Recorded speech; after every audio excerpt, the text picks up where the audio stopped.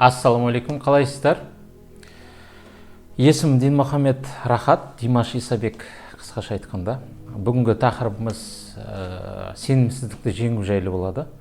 Бұл как раз бизнесті енді бастайым деп жүрген ханымдарға, енді бастайым деп жүрген жас қарындастарымызға және бауырларымызға арналады. Енді көбісінде шынымен былай қарасаңыз көп бизнесті бастайым деп жүрген адамдар көп та, жастар көп. Бізге жиі келеді, бизнесті бастағым келеді, неден бастайтынды білмей жатырмын деген секілді. Бизнесті армандайды. И арман күйде қалып кете береді. Постоянно арман күйде қалып кете береді. Кейінге қалдырыла береді. Енді кейінге қалдырылмау үшін не істеу керек? И жалпы бизнесті бастап кету үшін не істеу керек? Осы жайлы бүгін енді бұл бизнесті бастауға байланысты тақырыптар көп айтатын.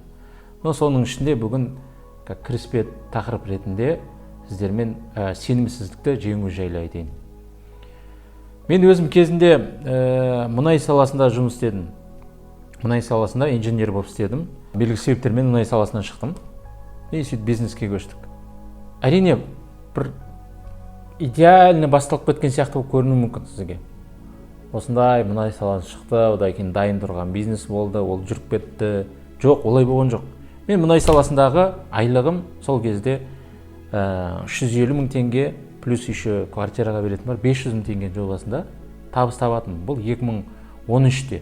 2013 үшін мен үшін жалпы рынок үшін нормальный ақша. Сол кезде сол айлыққа қарамастан мен бизнес ашқым келді. Менде андай қалау болды. Қатты қалау болды бизнесті ашам деген. Енді постоянно цель, даже университетке, өзім Америкада болашақпен 4 жыл оқыдым, Техаста. Университетте оқып жүргенде менде бизнес ашу деген жоспар сол кезде болды. Яғни сізге как раз осы жерден бір экспресс инсайт айтып жіберейін, то что өзіңіздің қорқынышыңызды жеңу үшін сізде біріншіден сіздің кәдімгідей шынайы ықылас ниетіңіз, шынайы қалауыңыз болу керек бизнес ашуға. Бизнес ашуым келеді, негізі ашу керек еді десеңіз, онда жүріп қаласыз. Сондықтан шынайы қалау сізге бірінші шарт. Сіздің ішіңізде шынайы қалау бар ма? Сізге сұрақ. Бар ма сізде шынайы түрде бизнес ашқыңыз келе ме, реально? Я ашқым келеді десеңіз, онда қалған сенімсіздік, басқа да ақша жетпей жатыр, тағы басқа ниша таба алмай жатырмын деген сияқты уже вопростарды талқылауға болады сізбен. А егерде ішіңізде жоқ ондай прям жгучий желание, прям бүйтіп арман ондай нәрсе жоқ, просто бір көрейін деген болса, онда ол өтпейді. Өйткені бизнес деген қанша айтсаңыз да оңай деп те айтуға болады, бір жағынан қиын деп те айтуға болады. Не істегеніңізге қарай, ішіңіздегі қандай настроеңізге қарай, қандай қабілетіңізге қарай, оңай, қиын, әркімге әртүрлі.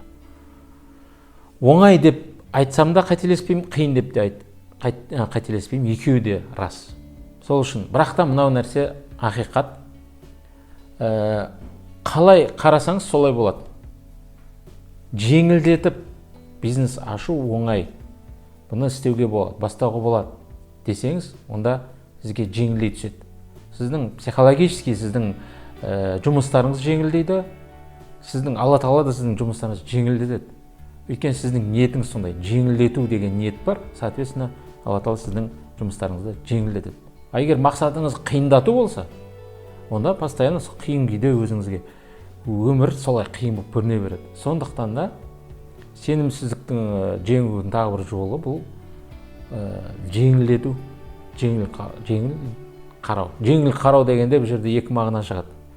Жүрдім бардым қарау деген мағына бар, немесе жағы жеңілдету деген мағына шығады. Мен екінші мағынасын айтып жатырмын.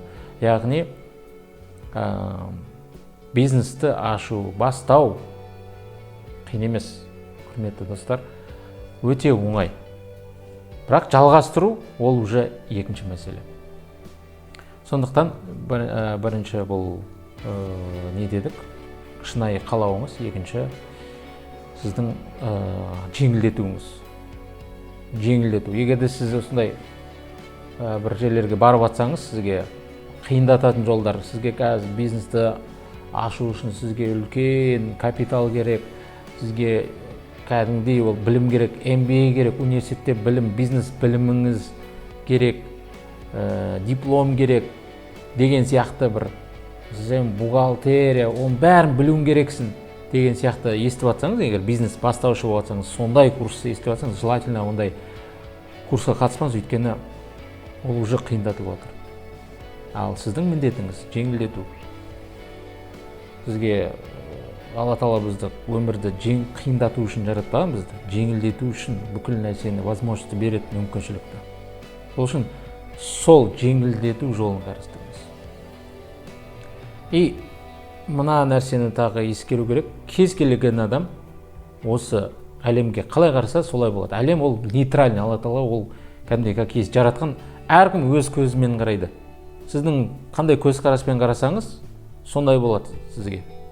Өмір қиын, ақша табу қиын десеңіз, онда өмір қиын, ақша табу қиын болады. Сіз үшін сондай. Басқа біреу үшін ол жеңіл болуы мүмкін өмір. Ақша табу жеңіл болуы мүмкін оған. Өйткені оның әлемінде солай.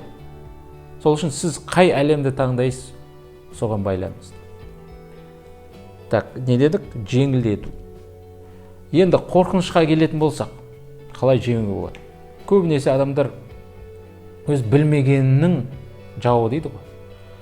Сондықтан сіз егер де бизнес жайлы зерттемесеңіз, ол жайлы бір осы YouTube арқылы қарамасаңыз, тыңдап, қабілетіңізді жетілдірмесеңіз, кәсіпкерлерден сұрастырмасаңыз, бизнес жайлы үйренбесеңіз, әрине ол сіз үшін бизнес жау болады. Сіз үшін ол бір қараңғы түнек, андай бір туннель болады, қорқынышты бір жер болады да, и постоянно сол күйде қалады. И, конечно, сізде қорқыныш үрей болады. Мысалға, нормальный, то есть, ужастан, қараңғыдан, бір кейбір оттан қорқыныштар болуы мүмкін ғой. Нормальный қорқыныштар, кейбіреулер қараңғыға да үйренуге болады. Но явный қорқынышты қолданатын жер бар, қолданбайтын жер бар. Но бірақ сіздің міндетіңіз не істеу керек? Бизнес жайлы ақпарат жинап, сонымен танысуыңыз керек. Жалпы ол жайлы зерттеуіңіз керек. Зерттеген сайын, сол жайлы үйрене бастаған сайын, сіз уже информация жинап, сізге жеңілдей түседі. Сондықтан қорқыныш жеңудің тағы бір жолы бұл бизнес жайлы ақпараттар жинау. Бірақ қиындатпайтын ақпараттар. Сосын көп адам номер один, мен постоянно осыны айтамын, номер один қорқынышты жеңудің жолы бұл тәуекел ету. Яғни рисковать ете білу. Бірақ рисковать ете білу үшін кәсіпкер адам негізі номер один қабілеті ол рисковать етуінде. Бірақ рисковать ету үшін жүрек керек қой. Жүрек керек, тәуекел керек. Тәуекел ету үшін не істеу керек? Қандай адам тәуекел ете алады? Тәуекел ететін адам, бұл тәуекел деген нәрсе не біріншіден? Енді оны естіген шығарсыз, білесіздер, тағы бір рет қайталап өтейік. Тәуекел дегеніміз бұл былайша айтқанда бұл Алла Тағаламен байланысты нәрсе. Яғни сіз өз әрекетіңізді жасайсыз да, нәтижені Алла Тағалаға қалдырасыз. Әрекет жасайсыз да, нәтижені Алла Тағалаға қалдырасыз. Осы тәуекел. Бұны түсінбеген адам тәуекел ете алмайды. Бұны түсінбеген адам рисковать ете алмайды. Яғни Алла Тағалаға сенген, 100% сенген адам тәуекел ете алады, 100%. Сол үшін тәуекел ету үшін не істеу керек? Алла Тағалаға сеніміз 100% болу керек, оған сомнение болмау керек, оның көмектесетініне, сіздің жаратқанына, сіздің бизнестегі табысыңызды беретініне, клиенттеріңіздің сол Алла Тағала беретініне күмән келтірмеу керек, 100% сену керек. Сол кезде сіздің жолыңыз 100 есе жеңілдейді, сенбеген адаммен салыстырғанда сіздің өміріңіз 100 есе жеңілдейді. Соны біліңіз, бұл тек бизнес қана емес. Ал бірақ бизнеске қараған тұрғысынан қарайтын болсақ, сіздің Құдайға деген сеніміңіз, сенім бәрінде бар. Бәрімізде бар, бәріміз мұсылманбыз. Но дегенмен қандай уровеньде сенімдер? қанша процент сенесіз? Қалай танисыз, қалай сенесіз? Ол сенім дегеннен просто так сену емес. Кәдімгідей 100% сенім білдіру. Одан кейін барып тәуекел келеді артынан. 100% сол кезде тәуекел келеді. Тәуекел ете алған адам ғана рисковать ете алады, жасап көре алады. Конечно, сізге бұл ауыр соқпау керек, но бірақ мына нәрсені түсінуіміз керек. Когда Стив Джобс қалай өлімді жеңді, қалай жеңді ол? Ол не істеді? Болды, уже қабылдады. Вот, скоро мен дүниеден өтем. Енді не істей аламын осы қысқа уақытта? Не істей аламын? Деген сұрақты сенімді түрде қойып, соңғы қарай әрекет жасады. И әр күні солай сұрайтын болды да. Егер мен соңғы күнім болса, мен бүгін істейін деп жатқан жасаймын, істейін ба, істемейін ба? И каждый день өзіңізден сұрап тұрыңыз. Сол кезде сіз уже соны қабылдағаннан кейін, Марғұлан аға айтпақшы, өмірдің нәтижесі өлім. Болды, соны қабылдау керек. Ойбай, өмір туралы айтпа, точнее, өлім туралы айтпа, Құдай сақтасын, Алла Тағала өмір берсін бізге. И біз максимально қорқып жатамыз өлімнен. Откладывать етеміз. Бет аулақ кеме қой. Но оның өзі адам уже қабылдап тұрған жоқ, что любой момент өлім келетіне. Ол деген сөз, одан қорқады өлімнен.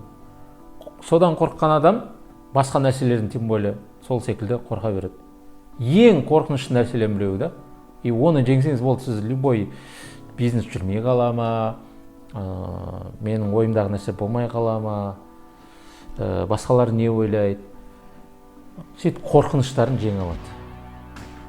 Қорқынышты тағы жеңудің жолы қорыққан нәрсеңізді жасаңыз. Робин Шарма айтпақшы, мен мысалы кезінде Техаста оқып жатқанда парашюттан секірдім. Кішігірім қорқынышты нәрсе, но когда 1 минут бойы свободный падениеде келеткен кезде адам уже біраз адреналин алады и біраз қорқыныштарын жеңеді. Өйткені сіз уже жерге құлап келесіз да 1 минут бойы.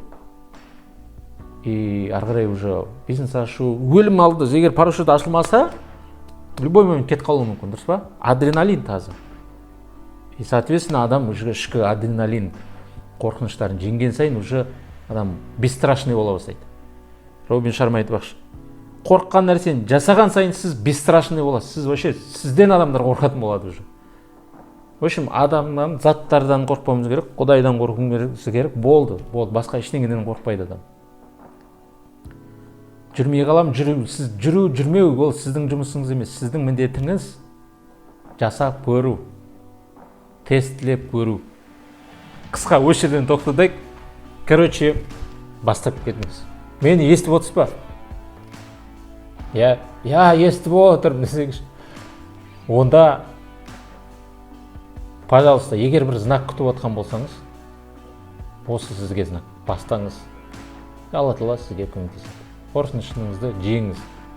Любой адамда азды көпті қорқыныш бар, достар. Сіз ойлайсыз ба, осы Димаш Құдайбергенде қорқыныш жоқ деп, сценаға шыққан кезде? Ода да қорқыныш болады. Шыққан кезде обязательно қорқыныш болады. Любой әншіде қорқыныш болады. Бірақ қалай бастап уже ән айта бастаған кезде сол қорқыныштар кетеді. Дәл солай сізде де. Қалай бастайсыз, қорқынышыңыз кете бастайды. Түсінікті, достар, келістік қоя, қорқынышты жеңейік, бастайық, кейінге қалдырмайық.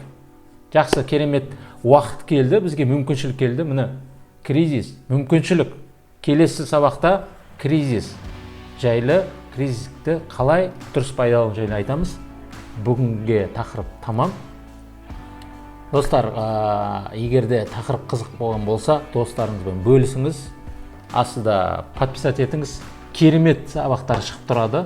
Бұл сабақтарды біз жатсақ та болады. Бұл керемет сабақтар сіздерге сыйлыққа береміз. YouTube-та пайдалы ақпараттар шығып тұратын болады. Міндетті түрде подпискаға басыңыз и колокольчикті басыңыз. Өйткені колокольчикті бассаңыз, біз жаңа видео шықса, сізге уведомление келеді сотыңызға и соны көріп алатын боласыз. Сіздермен болған Димаш Исабек. Сау саламат болыңыздар.